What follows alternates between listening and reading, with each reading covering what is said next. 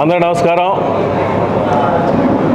వచ్చే నెల మార్చి 3వ తేదీన మన ప్రీతం నాయకులు వైఎస్ జగన్మోహన్ రెడ్డి గారు రాష్ట్ర ముఖ్యమంత్రి వర్యులు సిద్ధం సభకి అద్దంకి కాన్స్టిట్యుయెన్సీలో మేదరమెట్ల హైవేలో ఈ సిద్ధం సభ జరుగుతుంది. ఈ కురుక్షేత్ర యుద్ధంలో మన ప్రీతం నాయకులు జగన్మోహన్ రెడ్డి గారు అర్జునుడిలాగా ఈ రాష్ట్రంలో పేద ప్రజలు, ముఖ్యంగా రైతులు, మహిళలందరూ, ఎస్సీ, ఎస్టీ, బీసీ, బడుగు బలహీన వర్గాలందరూ, రైతు సోదరులందరూ, వైఎస్ఆర్సీపీ కార్యకర్తలందరూ, నాయకులందరూ ప్రతి ఒక్కరూ అర్జునుడితో పాటు కలిసి నడవడం కోసం సంసిద్ధమై ఉన్నాం. ఈ సిద్ధం ప్రోగ్రాంకి ఈ 3 జిల్లాల నుంచి కూడా లక్షలాది మంది వచ్చి ఈ ప్రోగ్రాం జయప్రదం చేయవలసిన కోరుచున్నాం. ముఖ్యంగా దర్శి నియోజకవర్గం నుంచి సుమారుగా 20 నుంచి 25 వేల మంది జనాభా సిద్ధం ప్రోగ్రాం రావడం కోసం, జగన్మోహన్ గారు సభని జయప్రదం చేసుకోవడం కోసం, జగన్మోహన్ గారితో పాటు మేము నడవడం కోసం, జగన్మోహన్ గారితో పాటు పాదయాత్రలు నడిచిన వాళ్ళు, ఓదార్పు యాత్రలు నడిచిన వాళ్ళందరూ కూడా ఆయనతో పాటు కలిసి ఆయనతో పాటు నడవడానికి కూడా సంసిద్ధంగా ఉన్నామని చెప్పి కార్యకర్తలందరూ చెప్పడం నిజంగా సంతోషంగా ఉంది. ఈ రాష్ట్రంలో మాట మీద నిలబడే వ్యక్తి ఆ రోజు రాజశేఖర్ గారి తర్వాత మళ్ళీ మన ముఖ్యమంత్రి వైఎస్ జగన్మోహన్ తప్ప ఇంకెవరు లేదని చెప్పి సభాముఖంగా తెలియజేస్తున్నా.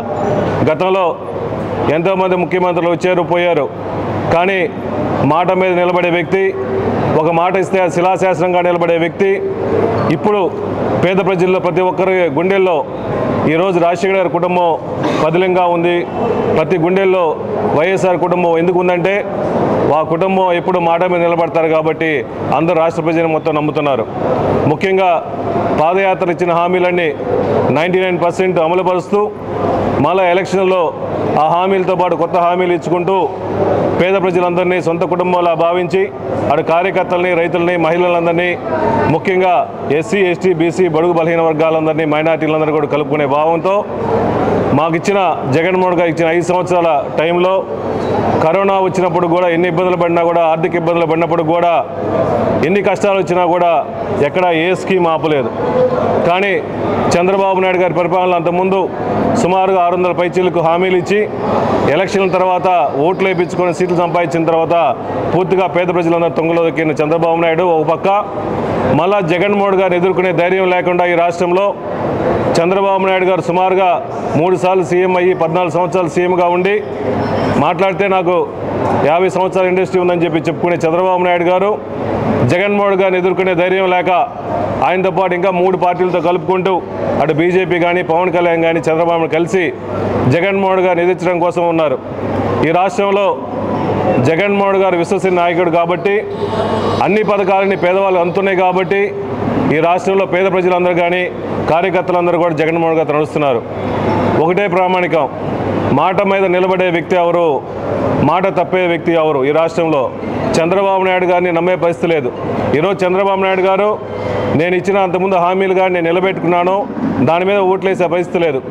కానీ జగన్మోహన్ ఒకటే చెప్తున్నాడు, నేను ఇచ్చిన పథకాలు ప్రతి ఇంటికి చేరుంటే, నా పథకాలని మీకు నచ్చుంటే మీరందరూ బెనిఫిట్ పొందితే మాకు ఓట్లేమని చెప్తున్నారు. కానీ చంద్రబాబు నాయుడు గారు ఏమన్నారు, అయ్యా నాకు 72 సంవత్సరాలు అయిపోయింది, నేను ముసలిని అవుతున్నాను, నా కుర్చీ మీద ఆశ ఉంది, మీరందరూ గెలిపించాలని అడుగుతున్నారు. కానీ వ్యత్యాసం చూడండి, ఆయనకి కుర్చీ మీద ఆశ, జగన్మోహన్ గారికి ఆశయం. ఆశతో ఉన్నాడు చంద్రబాబు నాయుడు.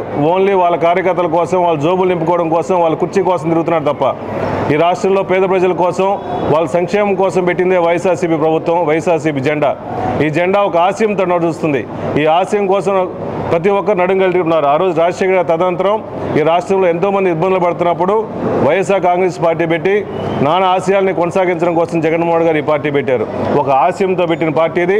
ఆశయంతో పాటు జగన్మోహన్ గారు ఇచ్చిన హామీలను నెరవేర్చుకుంటున్నారు కాబట్టి ఈ రాష్ట్ర ప్రజలందరూ ఏకంగా కలిసి మళ్ళా జగన్మోహన్ గారిని ముఖ్యమంత్రి చేసుకుంటే ఈ రాష్ట్రం మొత్తం బాగుంటుందని కోరుకున్నారు కాబట్టి ఎన్నో అభివృద్ధి పథకాలు, ఎన్నో సంక్షేమ పథకాలు జగన్మోహన్ గారితో వచ్చినాయి. ఎన్నో మెడికల్ కాలేజీలు కట్టాము, పోర్టులు కట్టాము, సచివాలయాలు కట్టాము, వాలంటీర్ల వ్యవస్థ పెట్టాము. ప్రతి ఒక్కరికి ఇచ్చిన హామీలను ప్రతి అకౌంట్లో సుమారుగా ప్రతి మహిళలు కూడా ఈరోజు ఆసరా ద్వారా సుమారుగా 25,000 కోట్ల రూపాయలు ప్రతి అకౌంట్లో ఆసరా ద్వారా మహిళలందరికీ రాష్ట్రంలో వచ్చినాయి.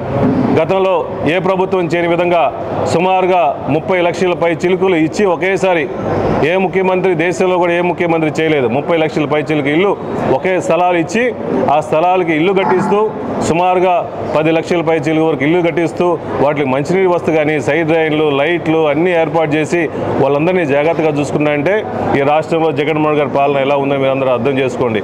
అటు సంక్షేమం, ఇటు అభివృద్ధి 2 విధాలుగా డెవలప్ చేసుకుంటూ ఈ రాష్ట్రంలో అందరినీ కాపాడుకుంటున్నారు. కాబట్టి ఎక్కడ పోయినా, ఏ గ్రామానికి పోయినా, ఎక్కడ పోయినా మేము ఈసారి జగన్మోహన్ గారికి ఓట్లు వేస్తాము, ఆయన ఉంటే రాష్ట్రం మొత్తం డెవలప్ అయింది, ఆయన ఉండటం వల్ల పేదవాళ్ళందరికీ 3 పెన్షన్, ముసలిళ్ళందరికీ పెన్షన్లు వస్తున్నాయి, అన్ని అభివృద్ధి పథకాలు అమ్మఒడి కానీ విద్యా కానుక కానీ వస్తున్నాయి.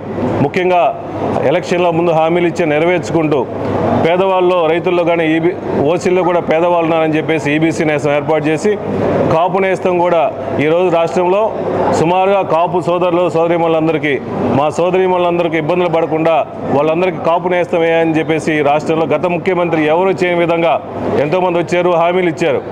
కానీ ఎలక్షన్లప్పుడు కాపు నేస్తం హామీ లేకపోయినా కూడా అందరి కాపు సోదరీమణులను జాగ్రత్తగా చూసుకొని అన్ని కులాలని, మతాలకి, పార్టీలకు అతీతంగా ఈ రాష్ట్రంలో అభివృద్ధి చేస్తున్నారంటే అది ఓన్లీ జగన్మోహన్ గారి పుణ్యం అని చెప్పి సభాముఖంగా తెలియజేస్తూ ఈ సిద్ధం ప్రోగ్రాంకి 3వ తేదీ మధ్యాహ్నం 12 గంటలకి మన దర్శి నియోజకవర్గం చుట్టుపక్కల ప్రాంతాల్లో అందరూ కలిసిమెలిసి సుమారుగా 20 నుంచి 25 మంది జనాభా వెళ్తారు. కాబట్టి అందరు కార్యకర్తలందరూ, నాయకులు, రైతు సోదరులు, జగన్మోహన్ గారి అభిమానులు, రాజశేఖర్ గారి అభిమానులు అందరూ వచ్చి ఈ ప్రోగ్రాం జయప్రదం చేయవలసిందిగా కోరుచున్నాం.